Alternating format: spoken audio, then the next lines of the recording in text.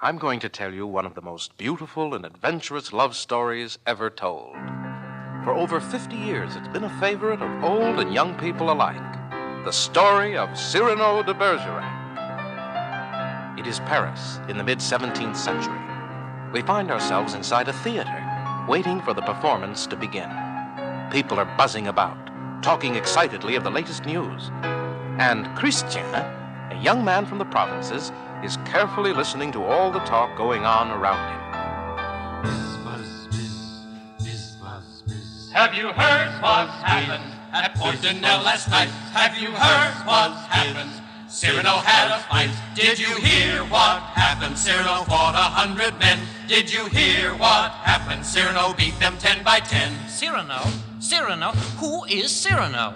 A gallant soldier, he's quite a poet too, and the best of swordsmen that Paris ever knew. He wears 3 feathers in his hat, he has a sword as long as that. He's awfully brave and very proud, but don't speak of his nose out loud. His nose? Shh! What's the matter with his nose? A man of action, whose wit is never slow, a friend who's loyal, that is Cyrano.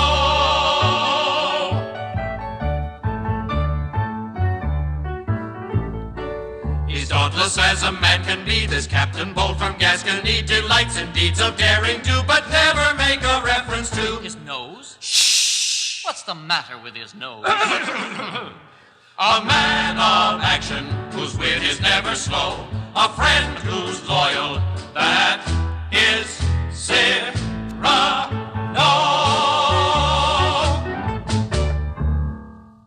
But what is the trouble with his nose? I can see you haven't been in Paris very long, monsieur. Monsieur? Christian de Neuvillette is my name. And you're right, I've only been here a week. I just joined the guards today. Well, Cyrano is a captain of the guards. And you'd better learn now that one never speaks of his nose. I admit it's difficult to look at without thinking, oh, no, really, he's exaggerating. That couldn't be a real nose. And then you smile to yourself and say, now I understand. He'll take it off soon. But he never does. It just stays there. And he'll duel with anyone who even looks as though he might mention it. Yes, Cyrano is rather touchy on that subject. But then... Everyone has something he would rather not discuss. It's true with all of us. Like pimples, dimples, pigeon toes, or being kind of fat. And other things like that. Where Cyrano's concerned, we very quickly learn to mention nose is a dangerous way to fool with him. So we try to use our head. Think of other words instead. That way we'll never have to fight a duel with him. And we never mention that word, although we might speak of a snoot. But we never mention that word, it's liable to cause a dispute.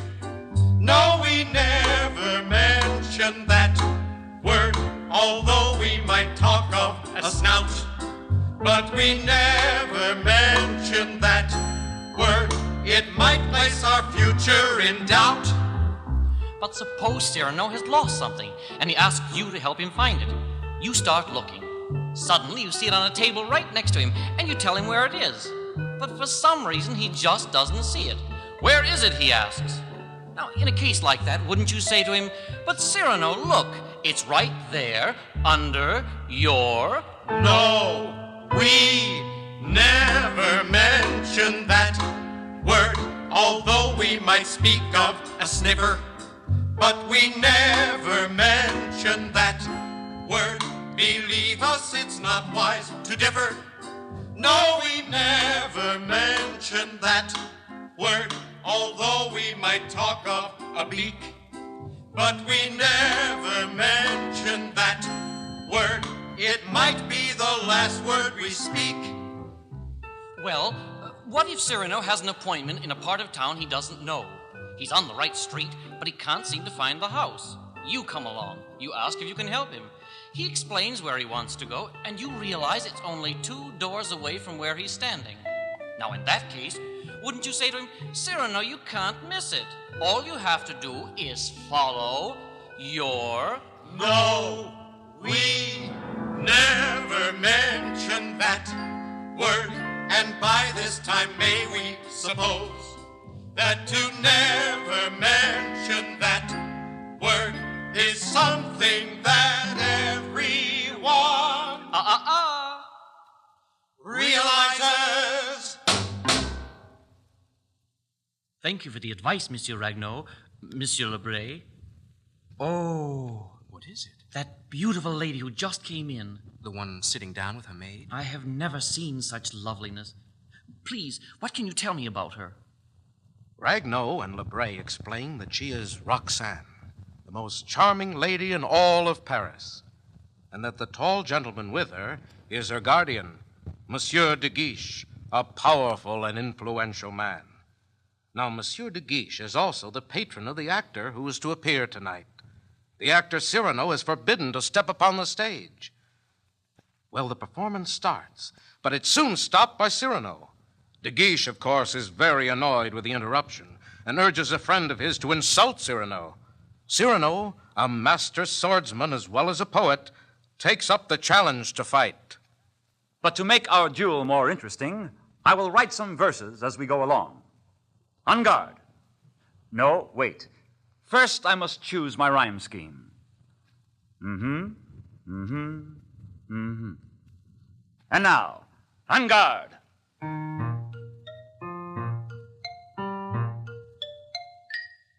Monsieur, take this advice. Good speech should be precise. And when a phrase hits home to stay, then you exclaim, Touche! No if, no and, no butting. Make each remark quite cutting. And when the mark hits home to stay, then you exclaim, Touche! Don't get your tongue out of joint. Be sure each word's to the point. And when that word hits home to stay, then you exclaim, Touche!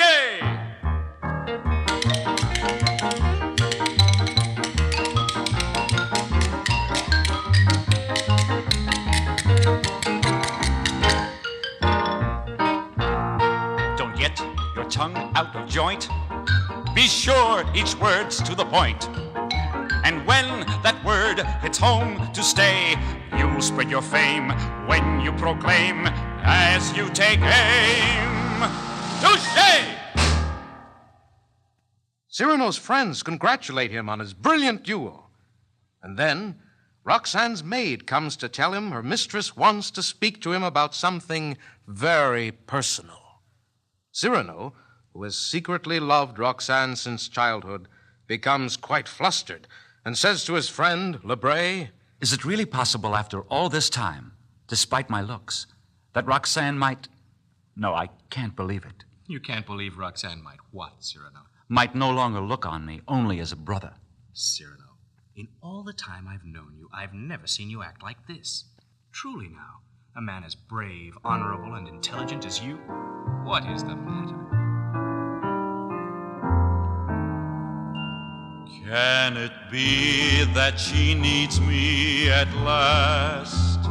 Can she see to the love in my heart? Has the chance I long thought had passed finally come? Is the moment to start? I'd hardly dare to hope in my dreams at night. Even my dreams by day never turned out this way. Can it be that the waiting is done? I'll be free to admit what I feel. Has the prize I've treasured been won? Can I believe that such wonder is real?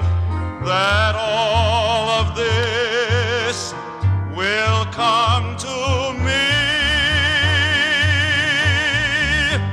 Can it be? Can it be? Can it be?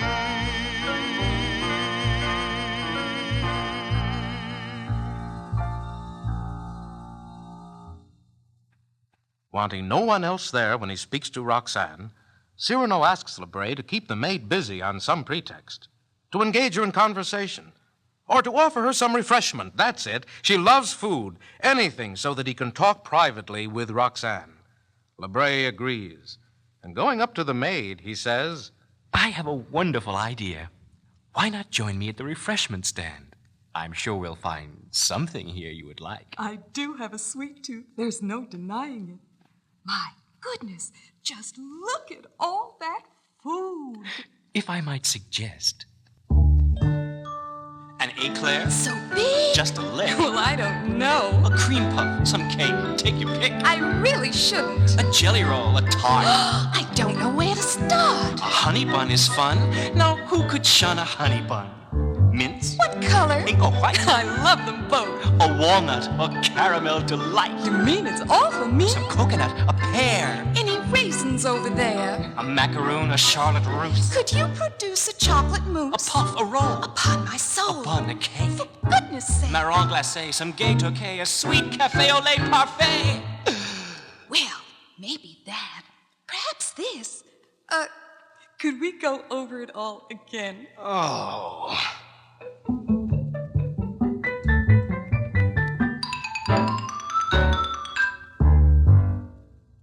When Cyrano goes to meet Roxane, she tells him she is in love with someone wonderful.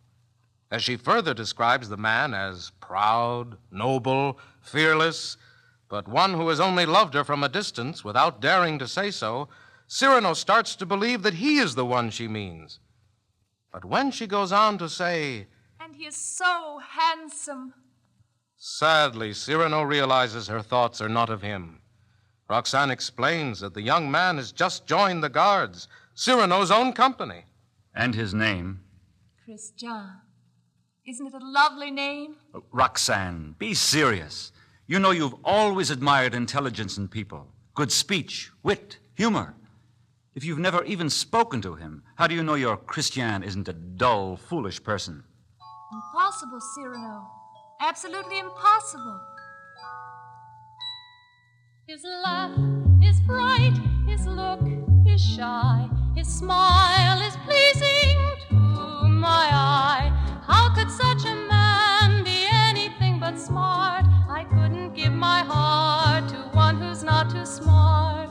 His head is proud, his step is bold, and oh, he's handsome to behold. How could such a man be foolish, dull, or slow? I couldn't feel this glow for one whose wit was slow. Even now I feel my ears begin to burn with each enchanting speech and lovely phrase that he will turn.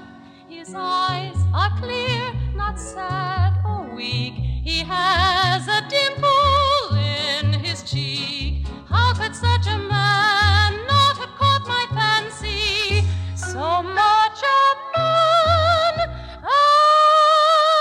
as he.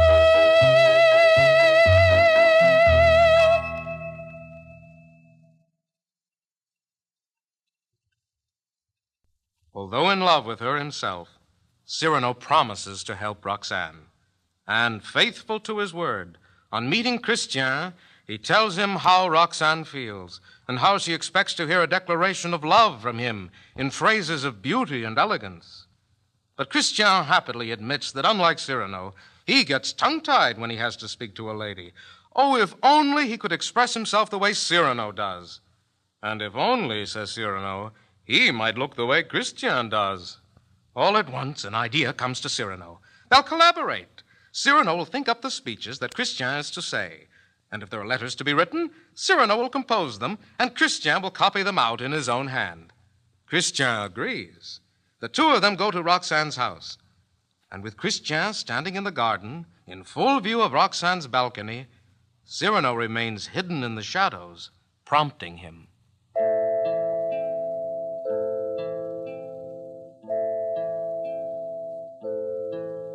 That hair, so fair, so fair, Roxane, Roxane, that crown of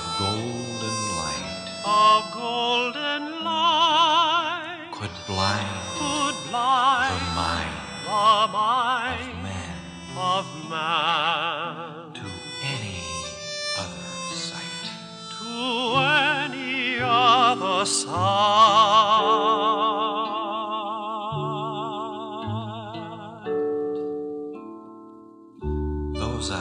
Those eyes bring sight of joy. That smile Da Vinci knew. You shame the fame of Troy. By looking as you do.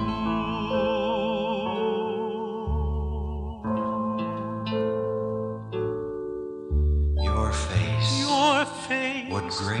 would grace the night. Should stars forget to shine. No laugh is half as bright. No gaze so dazzles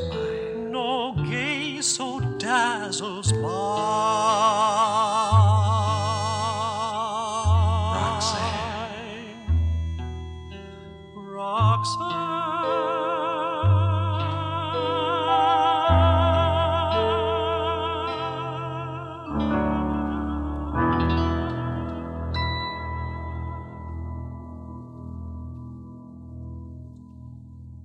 Christian climbs the balcony to Roxane's room, while Cyrano stands guard below.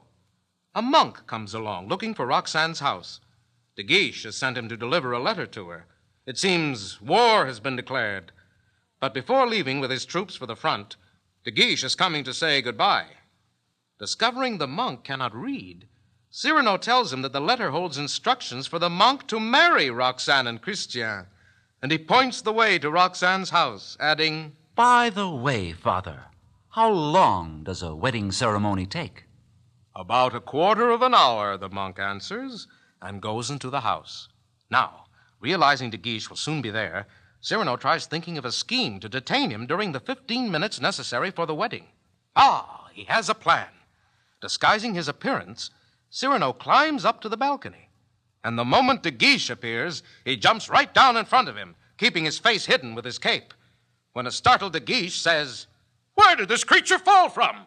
Cyrano, disguising his voice, replies, "From the moon, monsieur, from the moon."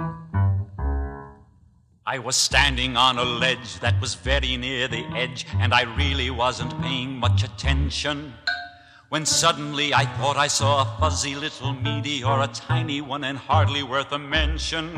Well, it speeded head on to me, and it might have gone right through me if I hadn't thought to quickly step aside. But despite my other talents, I've an awful sense of balance, and I slipped a bit and started in to slide. Look here, monsieur, I cannot abide. My dear monsieur, I started to slide. Yes, you slid.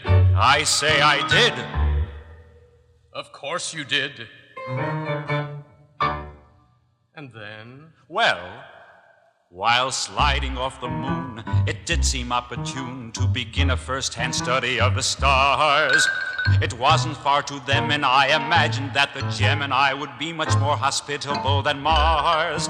So we chatted there, the twins and I, till all at once a crimson eye began to stare at me as plain as day. Yes, standing there before us was a very angry Taurus, and he didn't look as though he wished to play. Look here, monsieur, you're blocking the way. My dear monsieur, allow me my say. Your say? Indeed. Are we agreed? Of course, agreed. And then? Well, a pass or two with verve, and the bull had lost his nerve. Then as Libra sat applauding with her scales, two comets came so close to me, they nearly made a ghost of me. But luckily I caught them by their tails.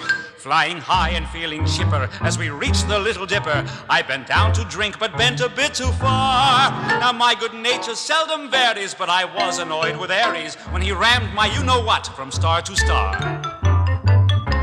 And then? From the big bear to the small, I went bouncing like a ball. I've a tooth mark in the place they tried to nip me. I even think I heard them gloat when Capricorn, that silly goat, decided he would see if he could trip me.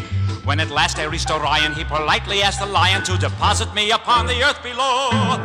Not a fact has been expanded. That's exactly how I landed at your feet about a quarter hour ago.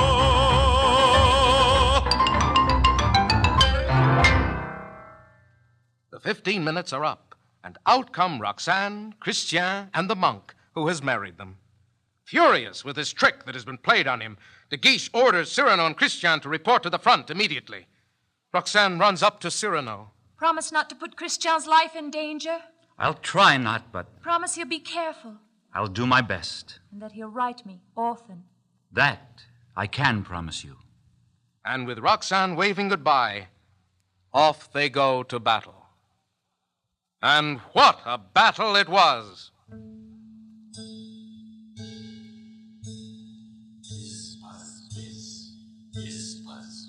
Have you heard what happened with fife and drums galore? Have you heard what happened? The regiment went to war. Did you hear what happened 10 years ago tonight? Did you hear what happened? Cyrano led the fight. Cyrano! Cyrano! Gallant Cyrano! The guardsmen followed with cannon, sword, and gun, and they fought so bravely, the battle was quickly won. Hooray! The guards! Hooray! But what about Christian? His valiant bravery took second place to none, but he died in battle before the fight was done.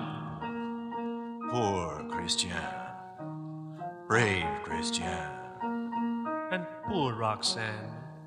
What about Roxane?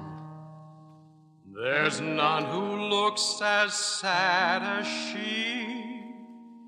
Her mournful tears could fill the sea. But Cyrano comes every day to cheer her up and make her gay. A friend more faithful she could not hope to know than this gallant soldier they call Cyrano. He's never told her how he feels, his secret love he still conceals. And loyal as a man can be, he honors Christian's memory. A friend more faithful the world will never know than this gallant soldier they call Cyrano.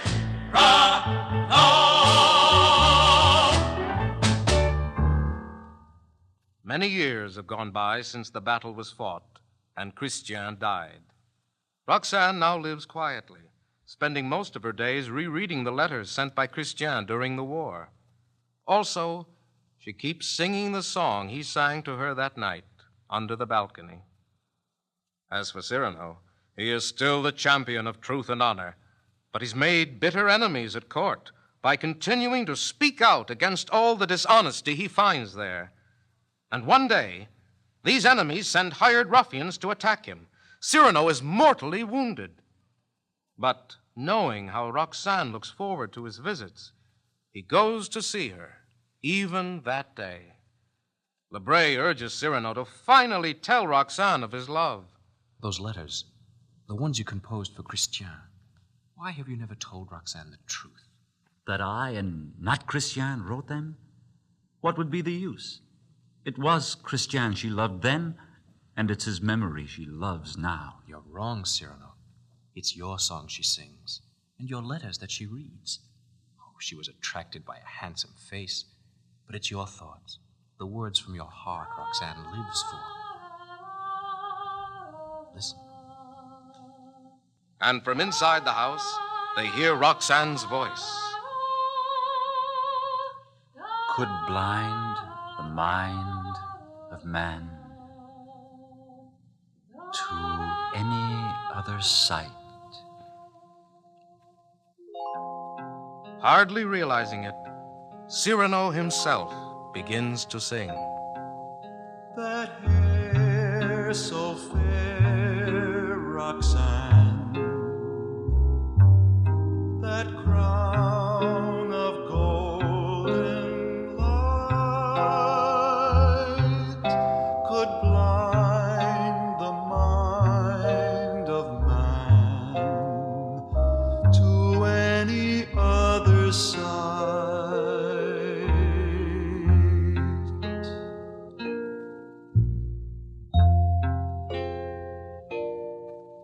Those eyes bring sighs of joy, that smile da Vinci knew. You shame the fame of Troy by looking as you do.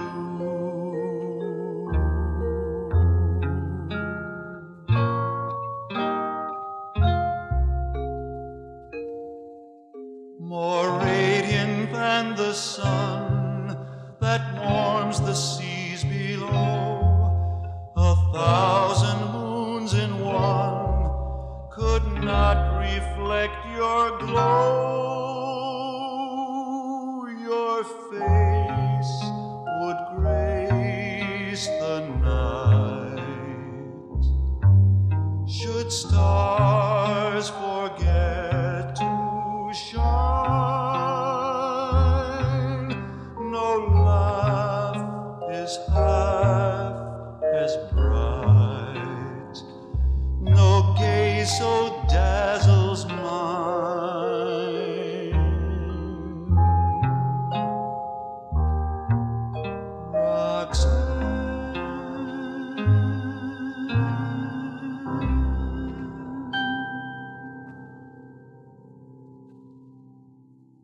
Hearing the song that she thought was Christian's, Roxane has come downstairs. And when she sees it is Cyrano singing, why, all at once the truth begins to dawn on her. The letters were Cyrano's. The whispers in the night under the balcony, they were Cyrano's. The soul was his. The song was his. You loved me, Cyrano. It was Christian. You loved me. Unable to deny it any longer, Cyrano, at last, admits his love for Roxane.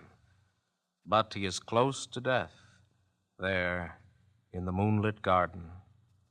I've loved only one man, and have lost him twice. Do not be sad, Roxane. Soon I will be on the moon. You see, already the moon's rays are coming to take me. And so, Cyrano died. But as he himself said, don't feel sad, for perhaps some night, if you look above you soon, you will see there on the moon, standing straight and tall with military bearing, those same 3 feathers in his hat, the flashing sword as long as that, the profile of that nose beyond comparing. The soldier who was peerless, so courageous and so